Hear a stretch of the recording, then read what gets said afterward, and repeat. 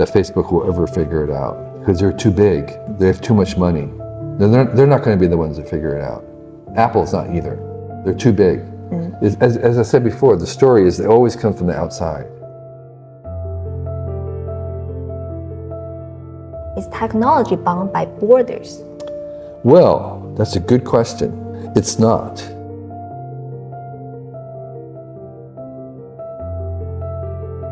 I actually have not seen those cars, but my theoretical prediction for many years was that I think when China finally makes a world-class branded consumer product that the entire world wants, it's probably going to be an electric car.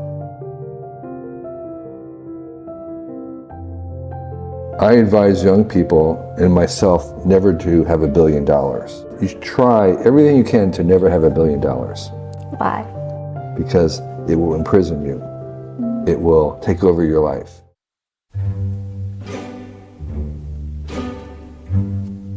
Hello， 大家好，欢迎收听张小俊商业访谈录，我是小俊。这是一档描摹我们时代的商业文化和新知的访谈节目。今天的嘉宾很特别，是凯文·凯利。凯文·凯利有一把标志性的络腮胡子，20岁出头，这把胡子就跟着他从美国远赴亚洲游历。他到过中国、日本、韩国，也到过印度、尼泊尔、阿富汗。随后，这把胡子跟着他回了美国，安坐在自家漏雨的后院小棚里创作，花了5年写出《失控》，而后参与创立了《连线》杂志。再之后呢，凯文·凯利意外在华走红，收获了名望与财富。他又带着这把大胡子一次又一次到访中国。这段话是我写的一篇文章的开头，文章记录了最近对于凯文·凯利的访谈。虽然大家应该对他非常的熟悉，但是我还是要介绍一下，凯文·凯利是美国知名杂志《连线》的创始主编，著有《失控》《科技想要什么》《必然》这3本被认为是凯文·凯利的3部曲。他曾经在上世纪90年代预言了后来互联网的走向，因而他被认为是全球科技界的预言家，中文读者喜欢称他为 KK。他很有意思，因为他其实在中国的名望是大于他在美国的名望的，他在中国更有名一些。最近71岁的 KK 呢，带着他的新书《宝贵的人生建议：我希望早点知道的智慧》再次来到了中国。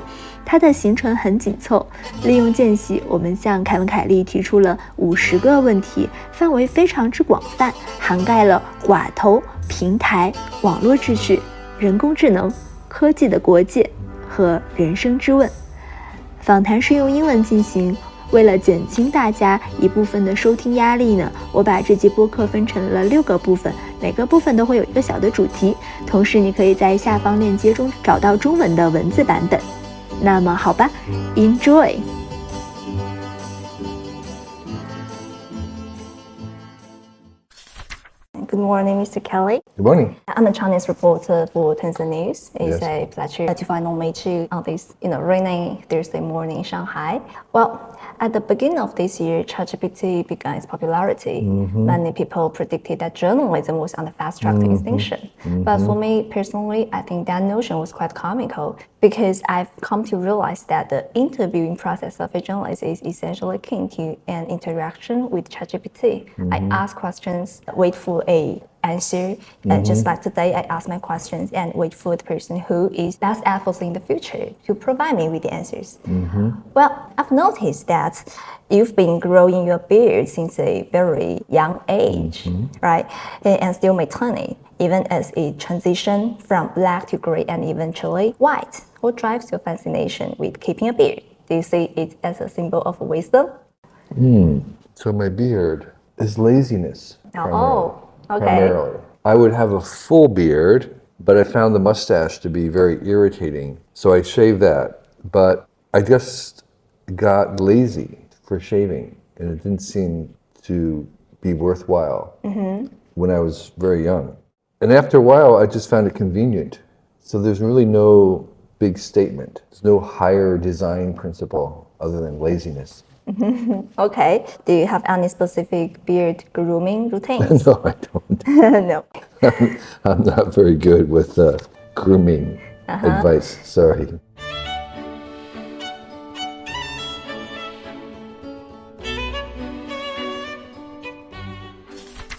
As a renowned tech visionary, we are keen to hear your insights in the current AI era, reflecting on your book, The Next 5,000 Days, where we discuss the semantic web. Are you surprised by how quickly this concept has become a reality with the emergence of ChatGPT? And what developments do you anticipate next in this realm? Yeah, I would say that what we've seen with ChatGPT did not surprise me, but the method that the technologies used to get there did surprise me. So what we have doesn't surprise me, but the fact that they came by using a large language model, that was very surprising, because we would not have expected that to work. So overall, I felt that what we see with ChatGPT is what I expected to happen. And I also think that we should not be overestimating how fast it's going to come, because I think it's not all the way where we want. We want other things. We want it to be more powerful and stuff. And I think that's going to take a long time. I think people are going to be surprised about how long it takes to keep making improvements. People think, well, now we have chat, and then tomorrow or next year we're going to have AI everywhere and it'll be in our lives. And I think it's going to take a longer time than people think. And that's because, as you know, you're saying you're using it, but you can see it's not going to replace you. And you can't just take an AI and replace a person with AI. You need to have whole systems. You need to change the organization. You need to change the infrastructure. So that takes time. And so I think chat is in some ways overhyped, although AI is underhyped. In your perspective, could OpenAI become the dominant force in the AI era? Could they become the next tech giant or the next big platform company? There are different opinions I've heard. In fact, some suggesting OpenAI could surpass Google and potentially hold a market value 10 times greater, while others believe OpenAI will be a pioneer in the AI era, focusing more on experimentation and not becoming a huge business corporation. What's your take on this? It's a really good question. And for many years, I have a theory about tech development and dominance. And so the idea is that the monopolies that tech companies have are very short-lived. So for a very long time, there was this IBM was the only computer that people would buy. And hundreds of companies competed against IBM to try to sell computers, but none of them worked. You couldn't, they had a monopoly. And then Microsoft came along, but Microsoft wasn't trying to sell computers, they were selling software. And they were the ones who displaced IBM. If you try to make computers, you couldn't win. But they came out from the outside selling software, and then Microsoft became the dominant player. Microsoft made an OS, operating system software, and many, many companies tried to compete against Microsoft. None of them worked because it was a monopoly. Google came along, they didn't try to make an OS, they made a search, completely different. Then they became the dominant. And many people tried to make a search company. They couldn't displace Google. What displaced Google was like Facebook. Facebook came, it was not a search company, it was social media. Many, many, many companies tried to make social media. They didn't work either. And so now, right now, we have OpenAI. They're an AI company, and they're going to become the dominant, or something like them. They're going to become the dominant company, displacing Google and Facebook and everybody else. So it's coming from outside, always. And the question is whether OpenAI is the company that displaces Google and Facebook and WeChat. We don't know. But I'm really convinced that it's going to be an AI company that will become the next big monopoly. You're not sure whether it is OpenAI or not? Well, because it could be NVIDIA. It could be the company that actually makes the AI platform. which is what NVIDIA is doing. So I think there may be like a race between OpenAI and NVIDIA, or maybe a third one, because Google was not the first search engine. Yeah. It was like the 32nd, and Amazon wasn't the first online company. Facebook wasn't the first media company. So the first. Why they are not the first, but they become the biggest? Well, because they just did it better. It's execution. Okay. It's not just the idea. It's the execution. Google, they did the search better. It was 10 times better than Alta Vista. Facebook, Facebook, they just did it better. So the question, we're so early in AI, is can someone else do large language models? Can they do it better than OpenAI? It's very possible, but it's so early to tell. But I am convinced that it's going to be an AI company that is going to become the next big, major, dominant company. Yes. Platform. And maybe it's AI, OpenAI. You can't tell yet. Okay. What are your thoughts on Sam Altman? Have you had any interactions with him? Yeah. Do you believe he has the potential to become a figure like Steve Jobs or Elon Musk? Yes. Well, actually, he just testified to Congress yesterday in U.S. Congress. Sam, he's very modest. He's not as crazy as either Steve Jobs or Elon Musk, so he probably won't become as big. You have to be slightly crazy to really become that. And so he's not that crazy. So I don't think he's going to have the same stature as Jobs. He's a little bit like Jeff Bezos, maybe. Oh, why? Well, I mean, Jeff is not crazy. He's big, he's successful, but you don't see him in the news a lot, right? So Sam is a little bit like that. I think he's very, very sharp, very wise, even. See, like, Jobs was not wise. Elon is not wise. Jeff Bezos is wise. And I think Sam is wise.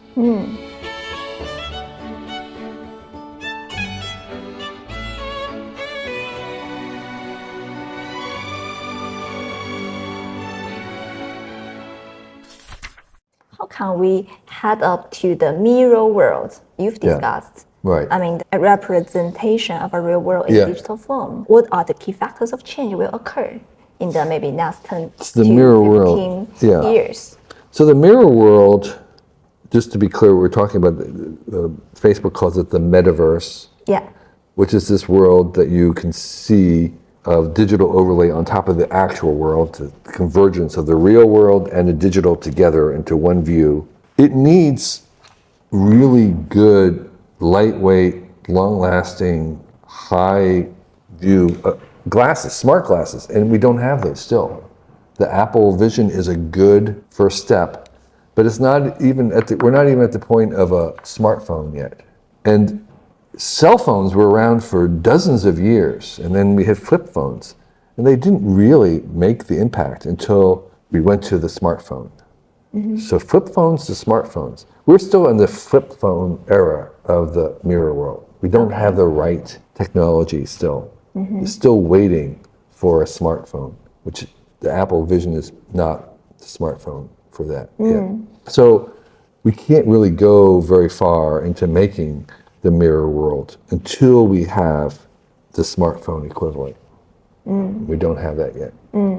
You mentioned that after the first two platforms, there will be a third major platform. I'm curious, when you made this statement, generative AI and foundation model, large language model, were not as prominent as they are today. Do you have any insights or deeper thoughts on the prediction regarding the third major platform? You said the first one being internet, digitizing information. Yes. And the second one being social media, digitizing behavior. People. Maybe the third platform is set to digitize everything else in the world. Okay, yes, all right. Well, in order to digitize everything else, you need AI.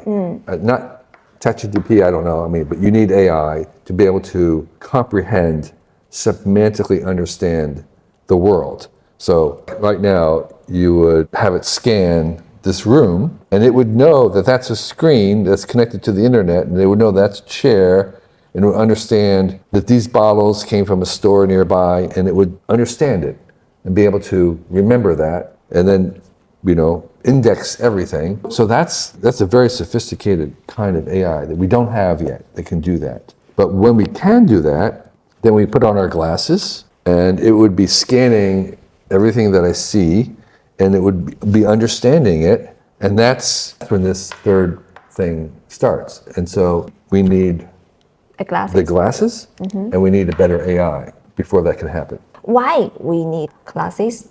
Well, because who's going to scan the world? That's a big job. Who's going to pay for that? Nobody's going to pay for that. The only way it happens is we, the users, scan it. We're going to wear it.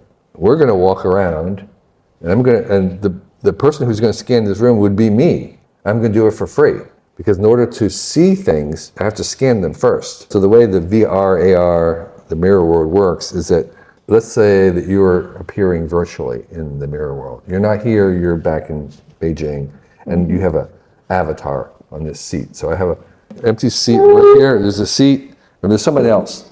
Yeah. And I look over here, and there they are. They're a virtual person. Well, the way that works is that the computer, the system has to know where I'm looking, has to understand as I look down to get the angle right. Here it is. I'm looking at and it knows that because the glasses have to scan. They have to scan the room in order to present the image. So they're scanning all the time. So using the AR requires you to be scanning everything. So that's who's going to scan the world. Is these glasses. Millions of people wearing these is what's going to scan the world. And until they have them, the world doesn't get scanned. How do you view Facebook's attempts in the metaverse space? Why do you think it may not have the potential to become like the third major platform? They haven't made the smart glasses yet. Okay. They tried with Quest. They just don't have it. They haven't made the smartphone yet. They have a flip phone. Meta has only a flip phone version. It's not good enough yet. Yeah. Do you believe the third major platform will emerge from the business transition of traditional giants like Facebook, Google, or from emerging companies? Emerging. Okay. So I think it's very unlikely that Facebook will ever figure it out because they're too big. They have too much money. They're not going to be the ones that figure it out. Apple's not either. Okay. Yeah, they're too big. As I said before, the story is they always come from the outside. It's going to be a new company, a startup, because they don't have enough money. If you have too much money, then you try to buy solutions. If you have no money, you have to invent. You have to be very ingenious. You have to try things. See, Apple cannot afford to do things unless there's a big payoff. In the beginning, though, this is not going to be a big payoff. It's going to be very expensive. The people who make it in the beginning are not going to make very much money. They're going to lose money for a long time. Apple cannot afford to do that. They have the money, but they cannot afford to lose a lot of money. They have to do something where they know that they're going to be making money. So it's always going to be a startup who has nothing to lose. They have very little, profit margins. They're working on the outside. They can cater to a very small. They don't need to sell to everybody. They can sell to just 1,000 people. Apple cannot afford to do it to just 1,000 people. They have to do much bigger scale. So therefore, they're incapable of doing it. If the third major platform emerges, who is most likely to be its enemy? I mean, competitor? Well, there'll be a lot of, if something starts to work, as soon as something starts to work, there'll be a lot of competitors. It's just like large language models, right? In the beginning, there's OpenAI, there was nobody else. They had no competitors. Now, they have lots of competitors within 1 year. So in the beginning, there'll probably be very few people making a smart glass, but if it starts to work, then they'll have a lot of competitors. In the face of this new wave of technology, I mean AI, which giant American company like Google, Meta, Amazon, Apple, and Tesla do you expect to have a stronger advantage? They don't have an advantage. The incumbents don't have an advantage. These aren't going to go away. They just aren't going to be dominant. IBM is still around. Yeah. They're just not dominant. Microsoft's still around. It's not dominant. So they're not going to go away. They can have businesses and other things. They're just not going to be the monopolist. You are an old friend of Chinese tech industry. You've made many predictions about American giants. Yes. And so how do you view Well, I haven't actually made predictions about American giants other than they won't be monopolists. But how do you view the existing Chinese giants like Tencent, Alibaba? I think it's the and same. Douyin? It's the same thing. I think in the next wave that they will not be dominant. Will the AI exacerbate the monopoly status of large corporations? Well, there will be some monopolies in AI, is what I was saying, yes. There definitely will be some monopolies in AI. Well, no, there'll be new monopolies. The current monopolies won't be important as much as the new monopoly from AIs.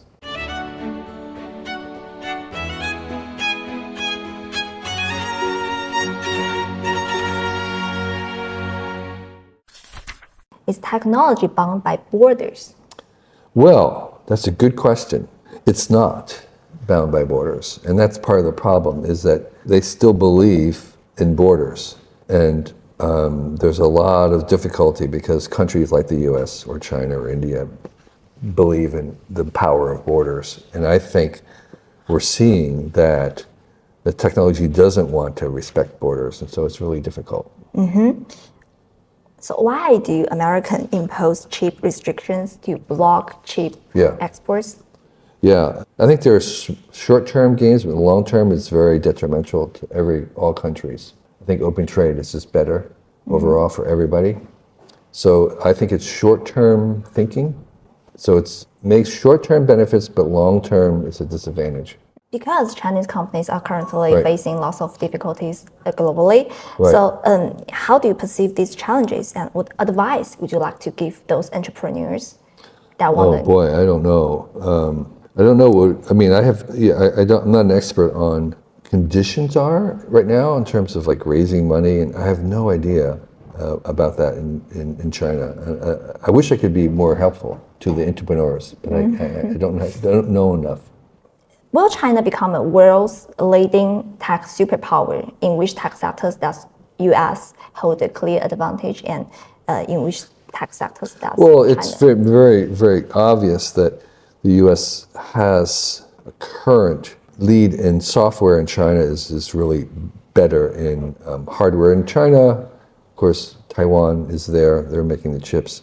So I would say Asia, maybe. Asia is really good in hardware, and the West seems better in software. And so that may not last forever, but for now, that seems to be the case. And the way these works, they're very networked. So it's not just that you have one company or a big company, is you have thousands of supporting networks that support the ecosystem around hardware versus the ecosystem around software.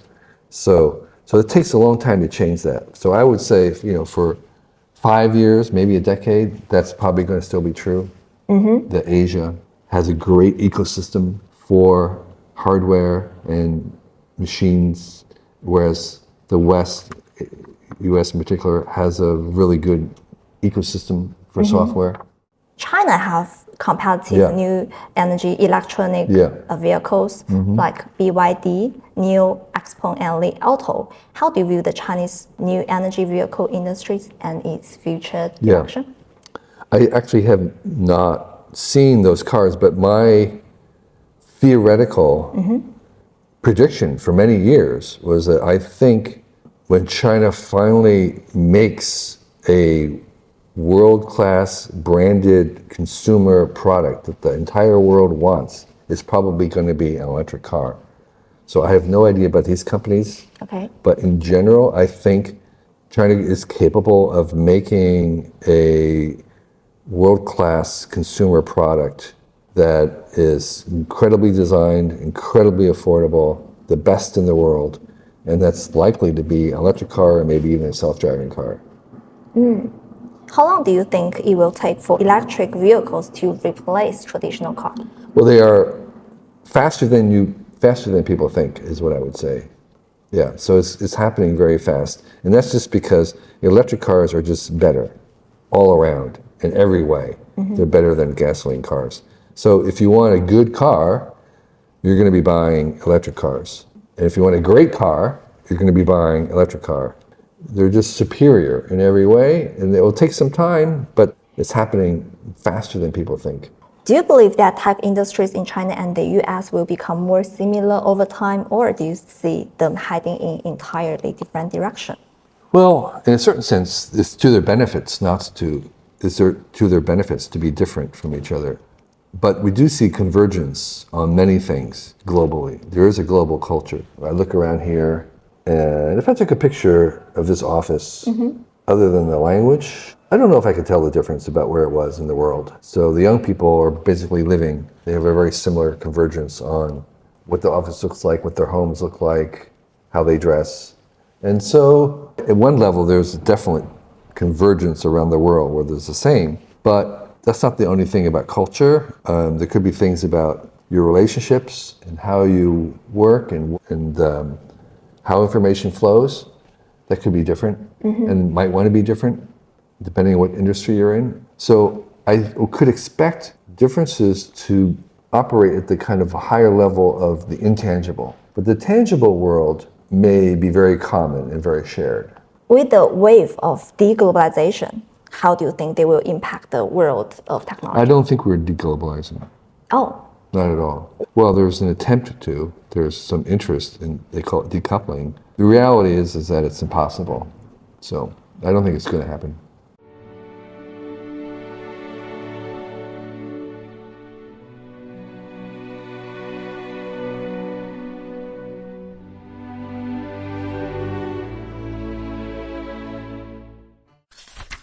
There is a question about AI safety. Will we become pets of AI?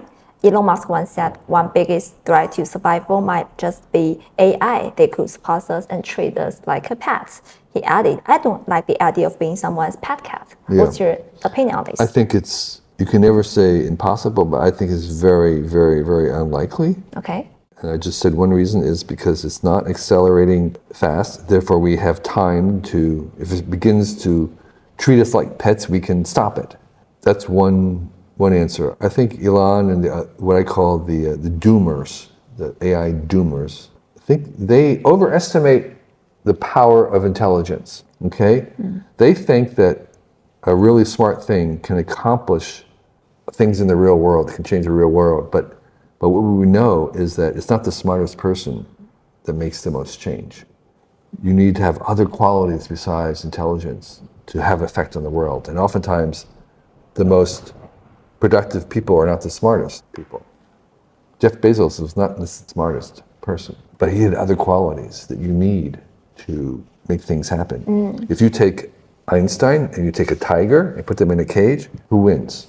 Who lives? The smartest person? Why doesn't Einstein live and the tiger die if smartness trumps everything? It doesn't. So you need more things in the real world for something to happen than just IQ. And Elon and others think that, well, if you have IQ, it can be so smart, it just is the most powerful thing. And that's just completely nonsense. That's just a fairy tale. You've asked, what does technology want? So what does AI want? In what ways does AI's desires differ from the broader goals of technology in general? I don't think it necessarily wants something different than technology in general. Technologies want to increase choices, want to have more choices. So one of the things we're going to see is many, many different kinds of AIs, many varieties, many specialties, we're going to educate the AIs with different kinds of schools. So they'll see diversity. It wants to be diverse. It wants to have more choices. It'll also continue to learn and to generate even more possibilities. So things that favor new ways of doing things are the way the AI will tend to go, rather than replicating what we know how to do. So most of the things, it will help replace things that we know how to do, but more importantly, it will give us new things to do. So it'll be new jobs. That's where it's going to be really shine, is making up whole new kinds of jobs that we don't even have right now. If knowledge accumulation determines the pace of human societal development, That is why we have exponential laws like Moore's law and Markov's law. What will drive our pace of advancement when AI introduces new avenues of knowledge acquisition? Yeah, I think that's a good insight. I think AI might generate some new growth laws like Metcalfe's or Gilder's or Moore's law. I don't know what they are, but I think you're right. I think there could be some new accelerating dynamics from AI that would suggest things are getting better. But let me say one thing so far. So far, we do not see exponential growth in intelligence. That's the fear of people like Elon Musk and others, is that the AIs will exponentially grow in power. But we don't see that, actually. The growth in power is very, very slow. We see exponential growth in the amount of computation that you need to make it. So it's kind of like the opposite, where you have exponential input of the resources and you have only a linear geometric increase in the intelligence. So we don't see exponential growth in the intelligence right now, which is one reason why you don't have to worry about it very much. So how will development of future technology differ from the presence of AI? Well, so what we call AI is an enabling technology. It enables other technologies to accelerate. It's accelerating. An example right now is in pharmaceuticals. AI has basically solved the protein folding problem. So we're now using AI to search through the space of possible molecules to make into drugs. So drug discovery, new drugs are being facilitated by AI. So AI can speed up biotech. That's an example. And what are your insights on AI's business model? So there is no AI, there's only AIs, plural. There's many, many AIs, and all of them have their own different business model. So what's the business models, plural, for AIs, plural? There are a lot of business models. There's not just one AI, there's not just one business model. I recently spoke with a CEO of a Chinese AI company backed by Microsoft, and he made a very interesting point. He said AI creates immense value, and we might perceive that as its value, but it's not the reality. Its value is determined by how much revenue it generates. As an example, let's consider SenseTime. It's a Chinese AI company. SenseTime specializes in facial recognition. Right. Is it profitable? Not really. They've had to diversify into hardware, even counting a 2,000 RMB anti-theft store as AI revenue. So there you go. So there's a couple things. Like I was saying before, is it going to be OpenAI? But it could be NVIDIA. NVIDIA is hardware, so you have to have both. That's why they're saying you can't just have software with AI, you have to have the platform as well. So the chips matter. That's why NVIDIA might be more important than OpenAI. But secondly, also what I was saying before, is that it's going to take a long time for the productivity and the economic benefits of AI to become apparent. It's not going to happen. It's going to take a long time because of what you just said, because they're not facial recognition. It may be 10 years before they pay off, because you can't just replace things with the new stuff. You actually have to change everything around it. These are infrastructure. These take a long time. People are overestimating how fast AI will come in. It's going to take years, a decade. I'll say that again. It's going to take a decade. With the increasing specialization of entrepreneurs and professionals in the AI era, characterized by strong academic backgrounds and advanced degrees, will technology increasingly become a game for a select few elites? No. How can ordinary individuals become involved in the forefront of the AI technology world? So there's lots of things to say about that. First of all, what we've seen in terms of everyday people and everyday use is that so far, the people who benefit most from things like ChatGPT are average coders, average writers. They get the most from this new technology. That makes the most difference to them, rather than to say the best 1% programmers. Chat doesn't really help their productivity or what they can do, but it's the average person who's most benefit from these AIs so far. That's the evidence. The second thing is that the people who've invented like large language models have no idea what they can do. They don't know. They have no idea what they can do. And there are some people, regular people, they're not AI experts, who have decided to use these tools every day for 4 hours a day, exploring what they can do, and they've become the experts. So anybody here, anybody in China, could take the new Baidu chat and decide to find out what it can do and not do, and they will suddenly become the expert. They will be the elite. So the wonderful thing about these new frontiers is that they're very democratizing because suddenly anybody who wants to can become the expert, the elite, with no money. So that's the benefit of having these constant frontiers opening up, is that it doesn't matter what education you have because nobody has a course, nobody has a degree in it. There are no experts, and you can become the expert. You, yourself, you could become the expert on Baidu's AI very, very easily if you wanted to.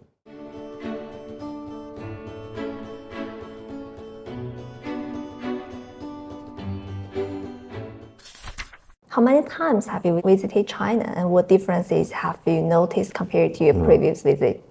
Well, I've visited dozens of times.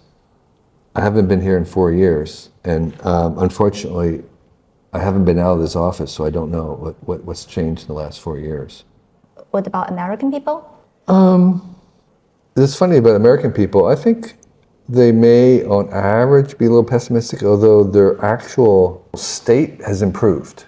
Americans like to complain, even though they are, say, maybe a little better off, a little bit wealthier, a little bit better. They're concerned about the future of the country because of the polarization. So people are really worried about the polarization, about the splitting between the right and left. They're very concerned about that. So that's what they're worried about, is whether there could be like a division or conflict or something because of that division. So that's what they're mostly concerned about. They don't really care about much outside of the world, and they're concerned about the splitting of the country. Your first job was a freelance photographer, right? Yes. I'm curious, if you were to capture a snapshot of China from a photographer's perspective, so what would that image look like? Yeah, probably the Bund at night. Why? Well, it's like the future. I think that to me as China is very ambitious. If I had to make a strategic branding consultation for China, I would say, China, we're not done yet. It's just like a construction. It's just like we're making it up. We're making a new China. We're not finished. We're just started to make a new China. And so that to me is the image of that. In your new book, Excellent Advice for Living, the wisdom I wish I'd known earlier, you mentioned that life's goals should transcend personal achievements and should strive for something greater than oneself. Yeah. What's your goal in life? Good question.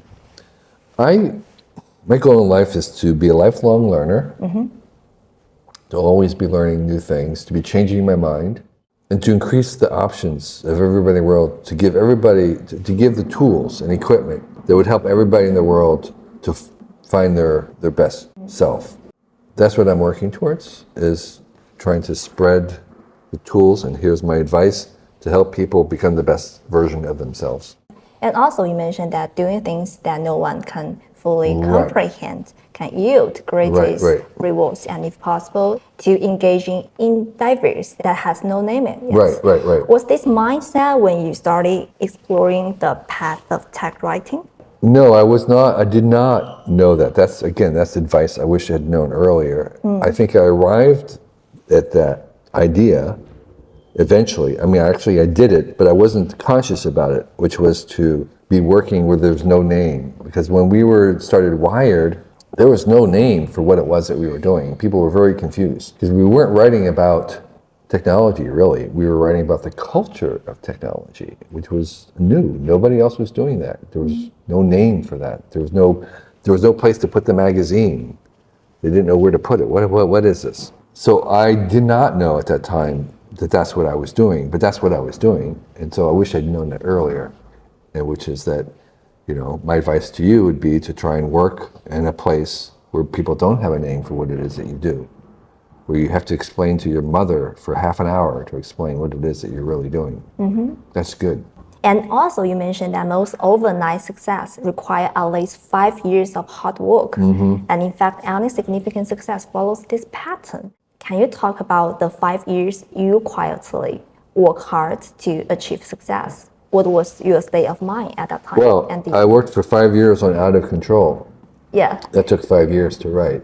Yeah. And why you decided to write this book? It was a book I wanted to read. The same thing with Wired magazine. It was a magazine I wanted to read. So there was no book on this idea. I wanted to read it, so the only way to read it would be to write it.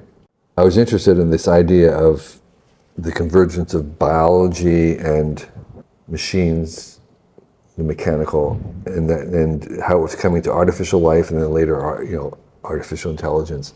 And there wasn't artificial intelligence at that time, so I wrote about artificial life. And I think that, again, it was a way, I write in order to find out what I'm thinking. I don't know what I'm thinking until I try and write it. I don't have ideas until I try to write them. So it was a way to give me ideas. You've mentioned that the key to predicting the future is listening to technology, Yes. right? I'm curious about the inspiration behind this approach. It seems somewhat disconnected from your lifestyle of extensive travel in your early 20s. Yeah, it was new for me because I was very distant relationship with technology. I wasn't that interested in it because at that time, technology was sort of not human scale. What was technology? It was like airplanes and factories and industrial stuff. That's what technology was. I didn't really have interest in that. It seemed like not human scale. It wasn't until the internet began that I felt that, this is a human scale. This is organic. This is much more like life. And that was the beginning of my interest in technology, was because it was more human scale. And AI is human scale because we're having a conversation. That's very, very human.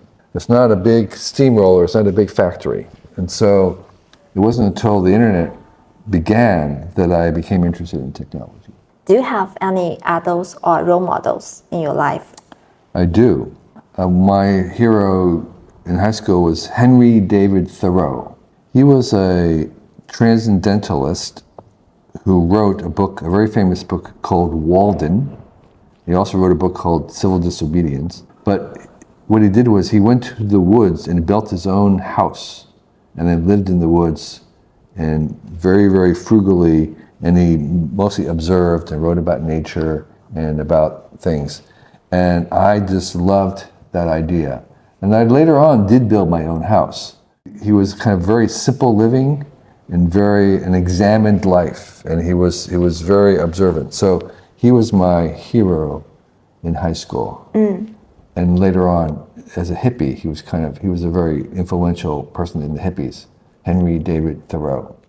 You've said that a lot of innovations come from poverty.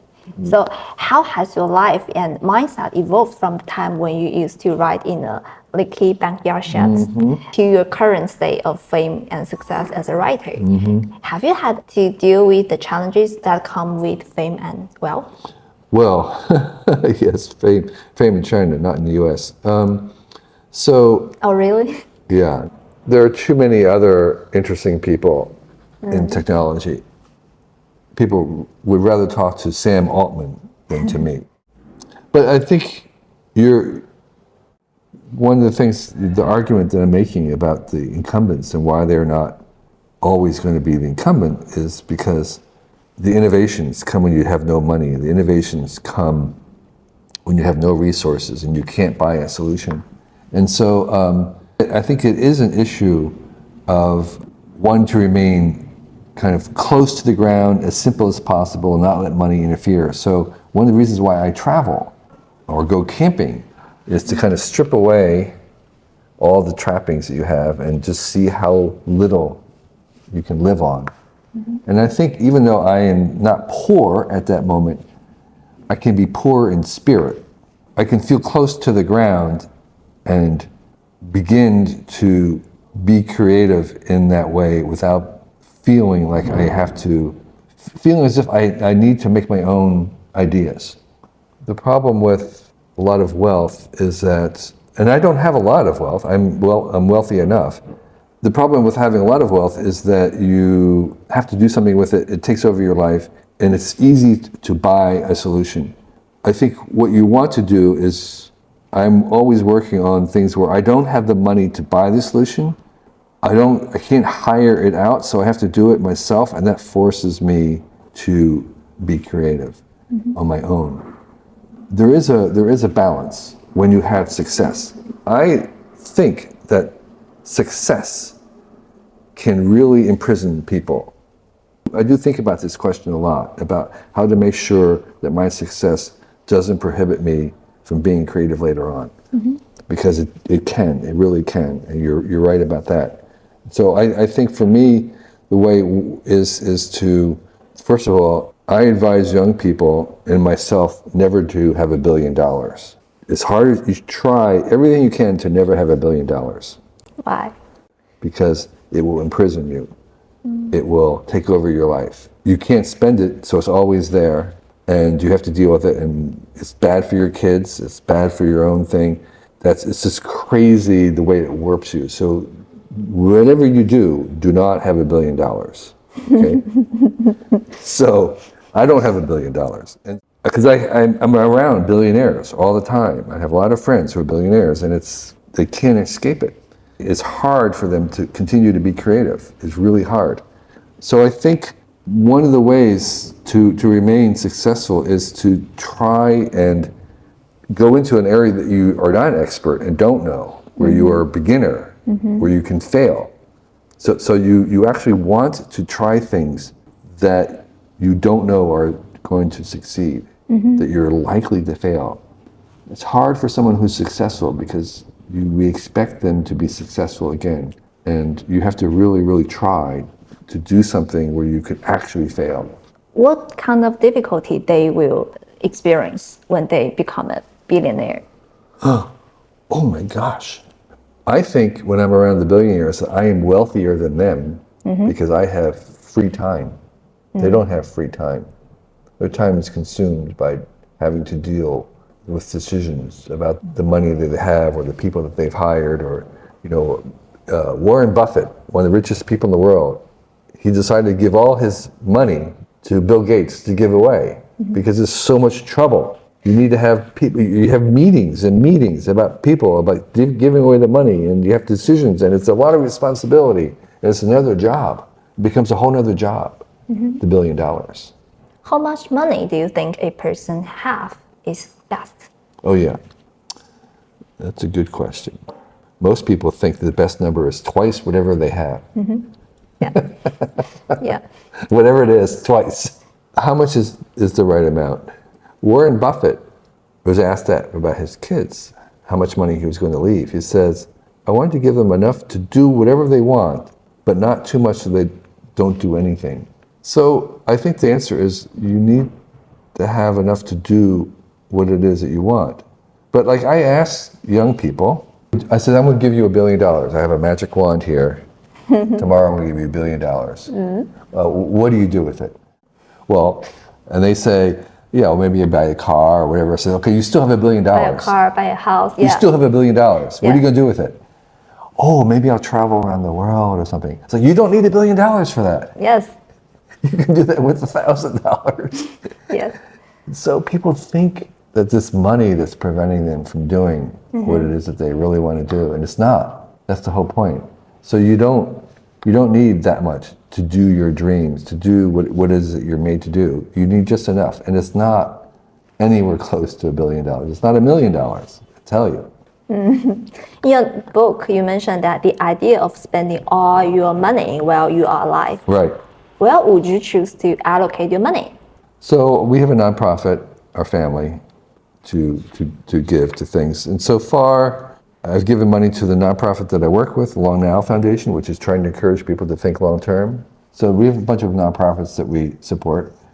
And I have kids, and so the kids will get some money, for sure. I have 3 kids. They need a house. Yeah. You know? You have a Chinese wife, right? Yes.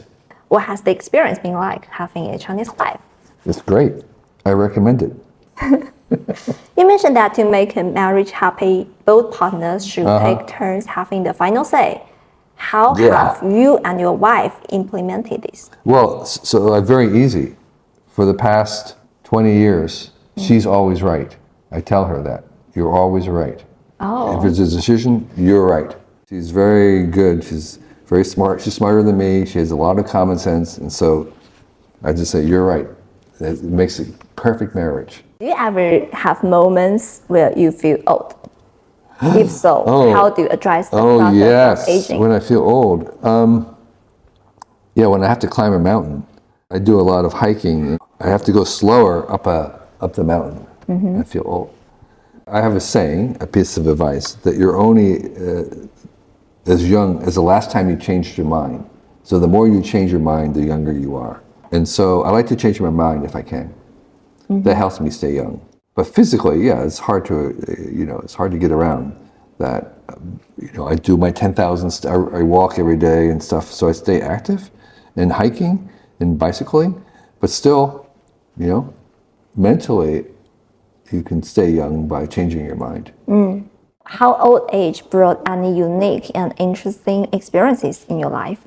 Could you share 1 or 2? Yeah, I don't know if I just think that I've seen a lot, like say, for instance, Silicon Valley. I've just seen many, many cycles and see the same thing happening, hype or not. So I have a perspective of having lived through it many times. That's very, very useful.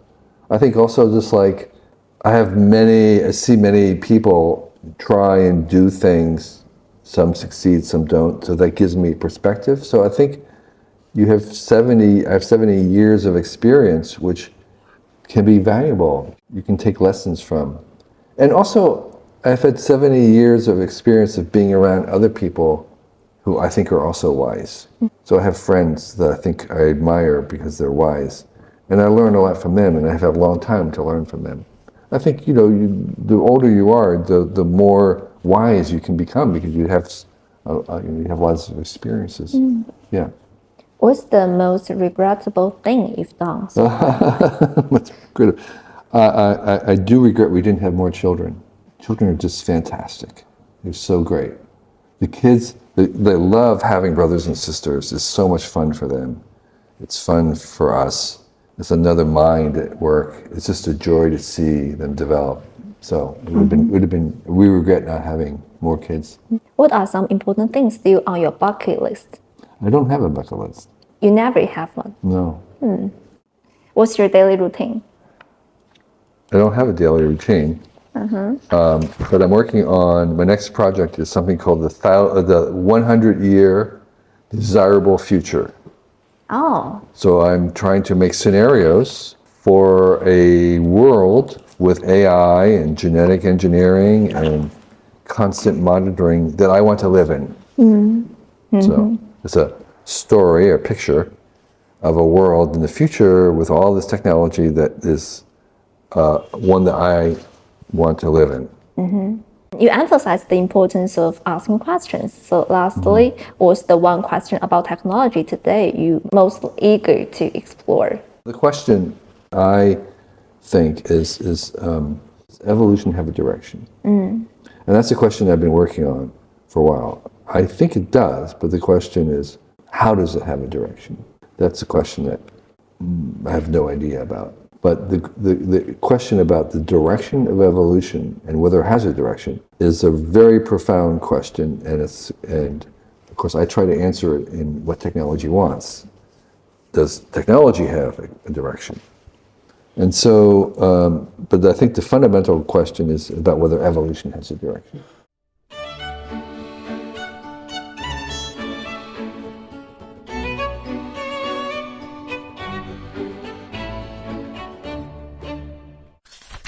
Before coming here, I asked your readers and fans in Chinese tech community. Here are some of their questions. Here are 2 questions from 2 moms.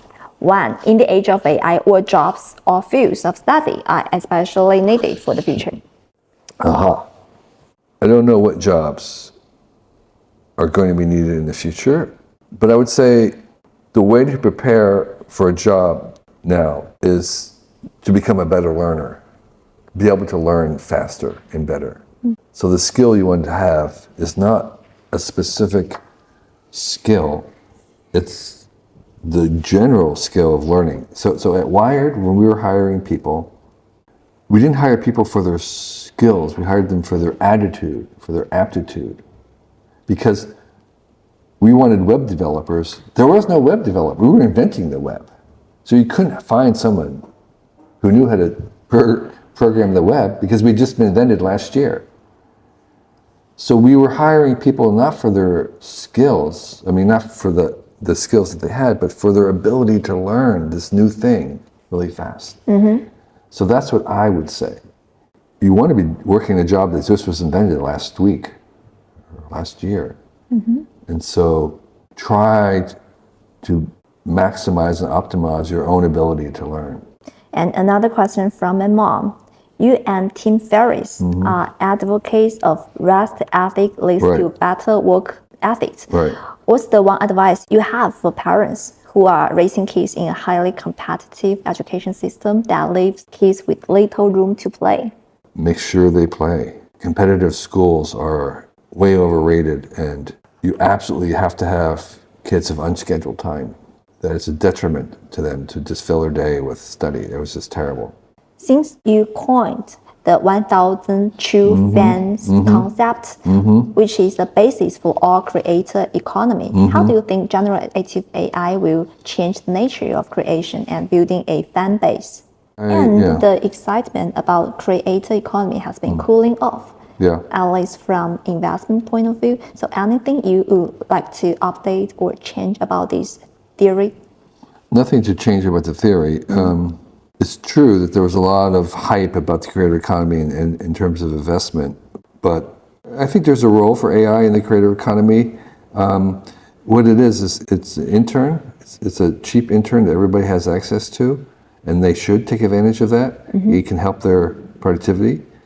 I think, as we mentioned with YouTube, I think maybe I did mention it here, but I think there will be new venues of moving into moving images like TikTok and YouTube with AI assistance will become opening up a whole realm of a media to people who are individual creators who are not like a big company. That'll be exciting. But in general, AI I think could do some of the clerical work that is involved in 1,000 True Fans. I would be very careful about having AI interact with fans as a substitute for yourself. I think there might be a temptation for some people, to chat, to have the AI chat with the fans. Maybe that works, maybe it doesn't. I don't know. I'd be very careful about that. That's the downside to the 1,000 True Fans. The downside to the 1,000 True Fans is that you as a creator have to spend an incredible amount of time with your fans. And so, could AI help that? It could. I'd have to see. Maybe there are some things that would be really good for. And the thing about it is, I am for full disclosure. I think if you use AI to interact with people, you have to disclose that to people. They should know that they're interacting with an AI. And I think we'll get to the point that we'll be fine with that. We do that with help desks. I'm interacting with some kind of AI. That's okay. It can help me. But I want to know that it's an AI. As long as I know, I'm fine. Come with me, and you'll be in a world of pure imagination. Take a look and you'll see into your imagination. 好啦，这期节目就是这样。如果你喜欢我的节目，欢迎前往苹果 Podcast、腾讯新闻、小宇宙、喜马拉雅、QQ 音乐订阅张小俊商业访谈录。如果你有其他想邀请的嘉宾、想听的内容，或者你有任何想探讨的话题，都欢迎各位听众朋友们在评论区里留言。那我们下集再见，拜拜。